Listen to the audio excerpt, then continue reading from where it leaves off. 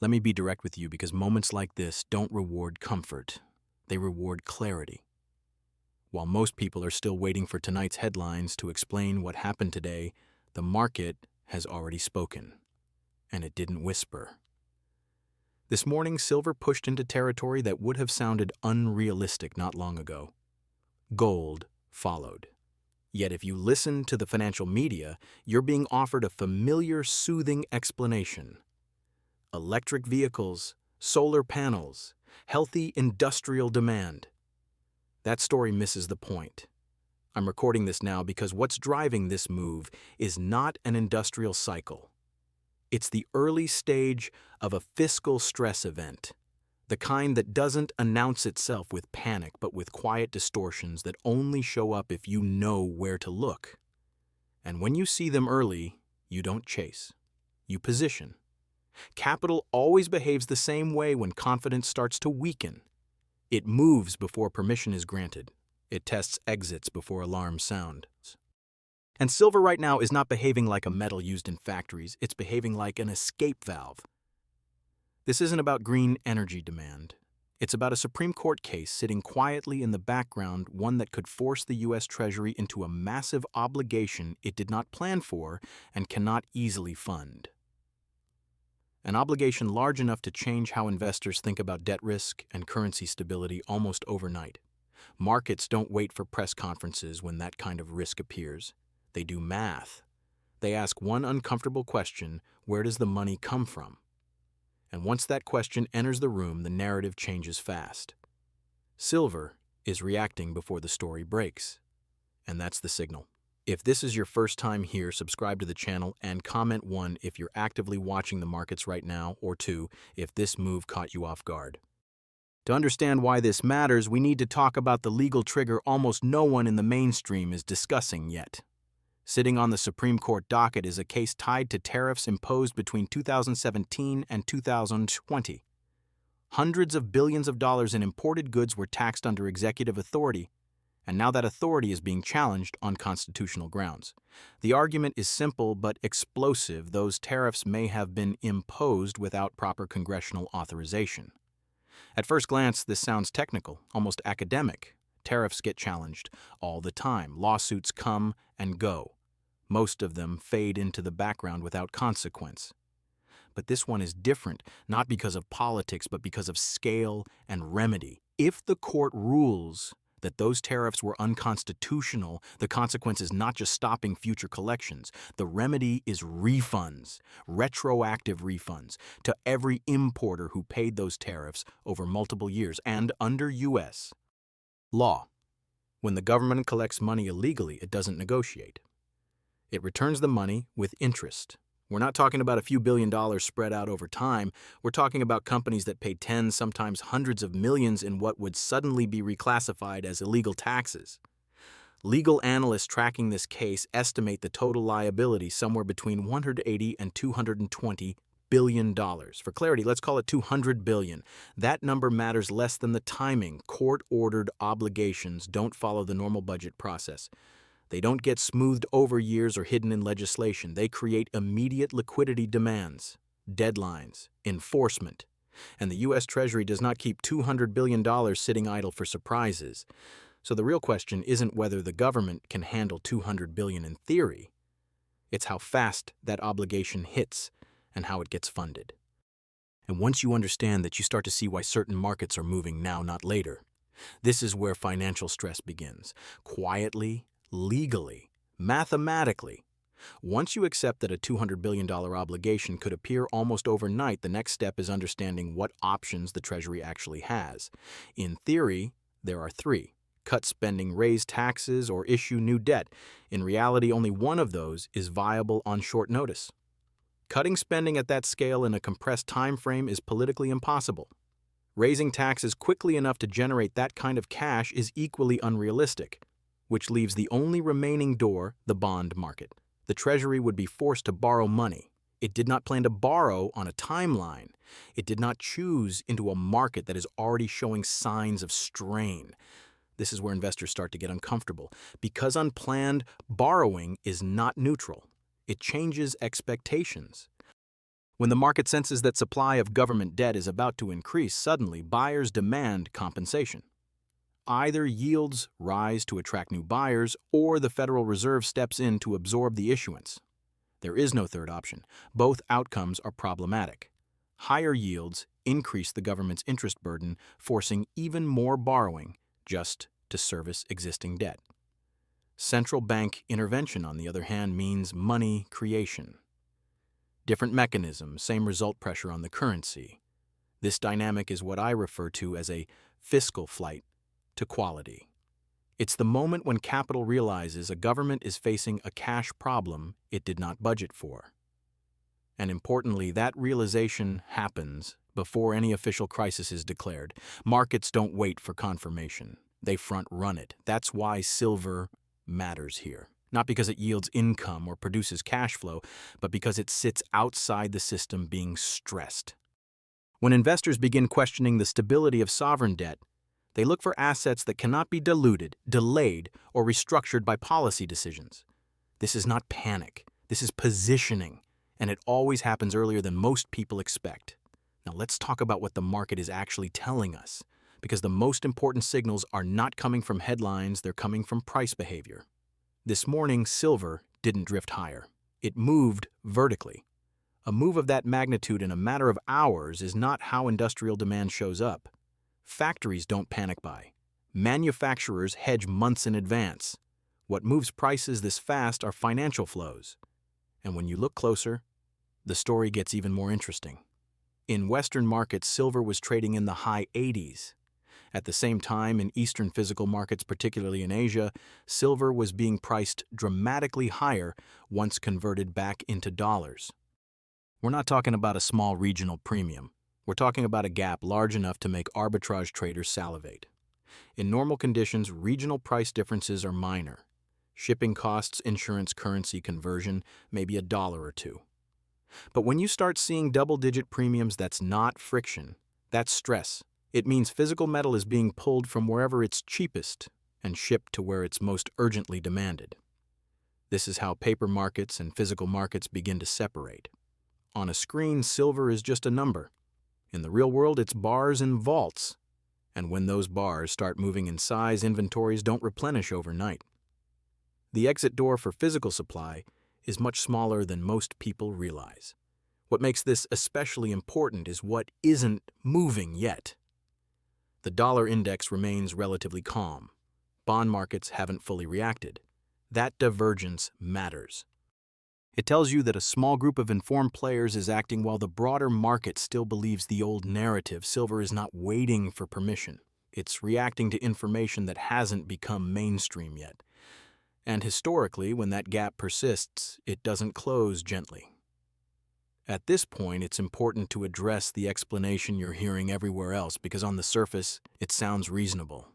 The story is that silver is rising because of industrial demand. Electric vehicles need it. Solar panels require it. The green energy transition is accelerating, and silver is a critical input.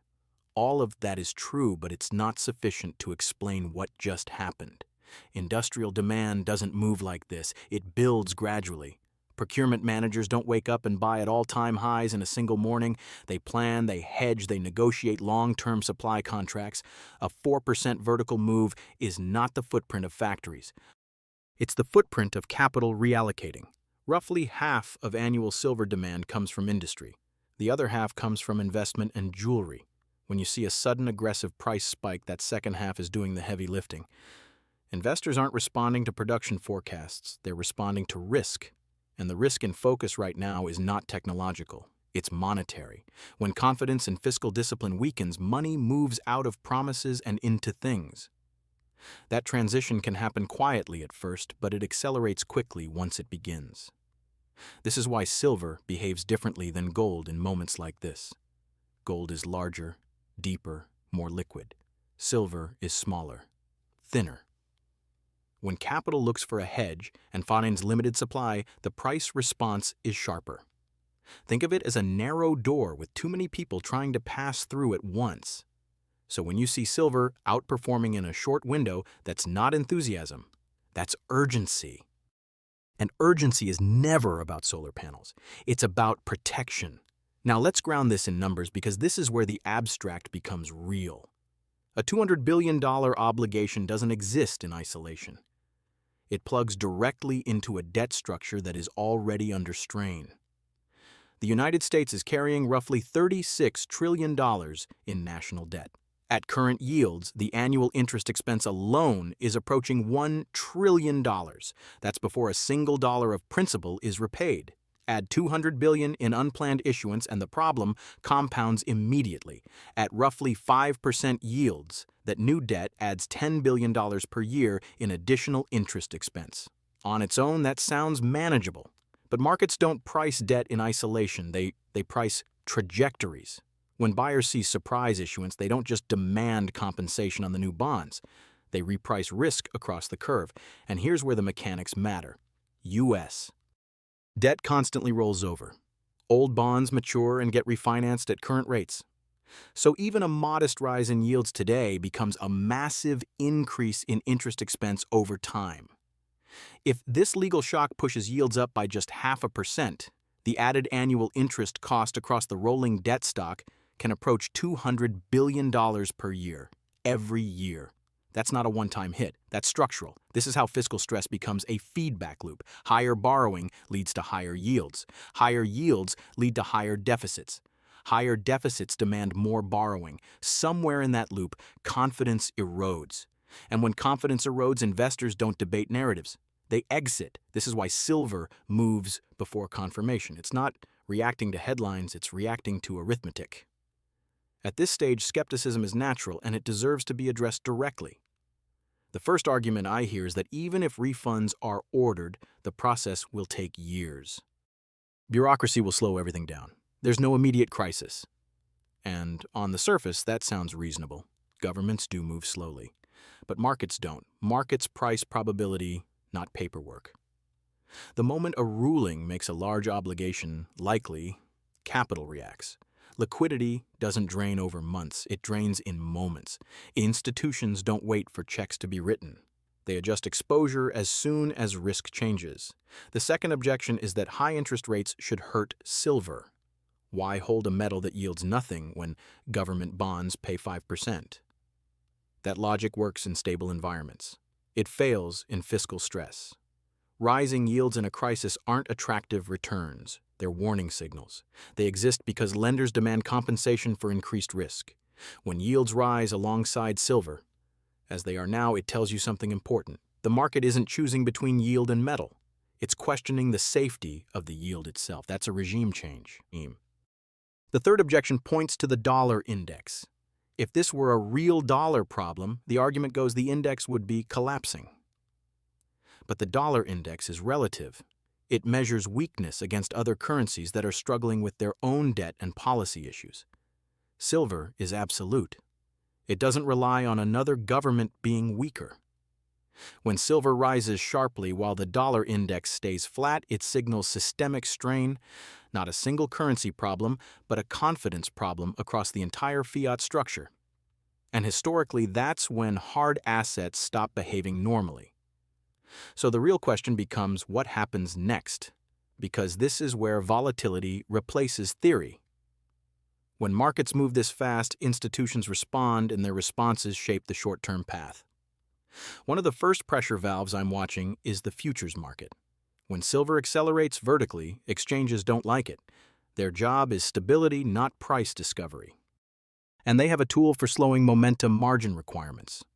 When margin is raised, leveraged traders are forced to make a decision, add capital or exit positions. Many can't add capital. They sell. That selling can create sharp pullbacks that feel like the move is over, even when the underlying stress hasn't changed. This is how weak hands get shaken out, while long-term positioning quietly continues underneath. At the same time, I'm watching the information lag.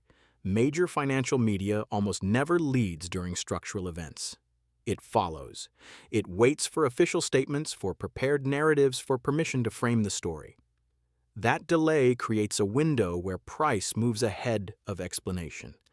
And right now that window is open.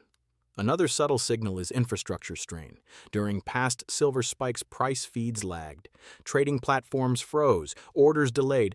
Whether intentional or technical doesn't matter. The effect is the same. Access becomes uneven.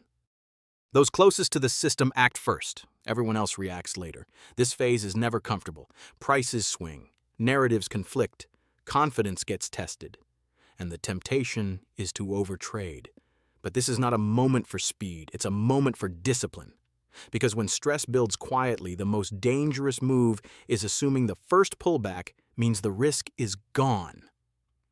This is where preparation matters more than prediction. In environments shaped by fiscal risk, the goal is not to guess the next price tick.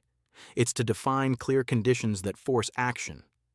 I don't operate on opinions in moments like this. I operate on triggers because opinions are flexible and markets are not. The first trigger I'm watching closely is the regional price gap between physical markets. When premiums remain elevated beyond a brief window, it tells you supply is tightening in the real world, not just on trading screens. Persistent or widening premiums signal that paper prices are losing authority. At that point, access and availability matter more than theoretical valuation. The second trigger is the bond market, specifically long-duration yields. A slow grind higher can be absorbed. A sharp move cannot. When yields jump in response to an unplanned obligation, it tells you buyers are stepping back and demanding protection. When buyers retreat from sovereign debt currency, confidence is never far behind. The third trigger is policy language. Governments rarely admit stress outright. They telegraph it.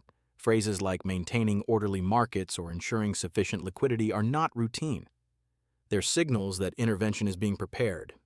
And in a fiscal context, intervention almost always means balance sheet expansion. My approach in these environments is defensive first. I don't chase vertical moves. I protect core positions and wait for forced selling to create opportunity. Volatility is not the enemy when you're prepared for it. It's the mechanism that transfers assets from impatient hands to disciplined ones. Most investors don't fail because they're wrong about direction. They fail because they're unprepared for speed, and this is a fast market. Let's bring this together because moments like this demand synthesis, not noise. What we're witnessing is not a random spike in a commodity. It's the early response to a system absorbing information it doesn't like. A potential legal decision threatens to impose a massive unplanned obligation on the Treasury. That obligation would have to be financed through mechanisms that either raise borrowing costs or expand the money supply. Both paths weaken confidence. Silver's behavior is the message. It moved first, and it moved fast. Not because factories suddenly changed procurement schedules, but because capital sensed risk before it became official. The gap between physical and paper markets, the hesitation in bonds, and the lag in media narratives all point to the same conclusion. Stress is building quietly. The lesson here is not to panic. It's to think strategically. In uncertain environments, flexibility matters, liquidity matters. So does understanding what you own and why you own it.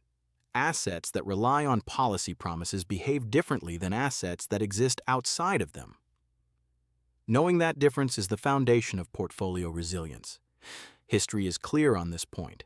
Fiscal stress rarely resolves cleanly. It drags on, it mutates, and it forces policy responses that weren't part of the original plan. Those responses reshape markets. Investors who survive these periods are not the ones who chase headlines. They're the ones who plan for scenarios and act deliberately when triggers are hit. If you've stayed with me this far, you're already ahead of most participants. That tells me you care about understanding risk, not just returns. If this analysis helped you see the market more clearly, support the channel by subscribing, sharing this video with someone who needs to hear it, and leaving a comment below with the word READY. So I know you're paying attention. Markets reward preparation. Stay disciplined, stay curious, and most importantly, stay ahead of the story.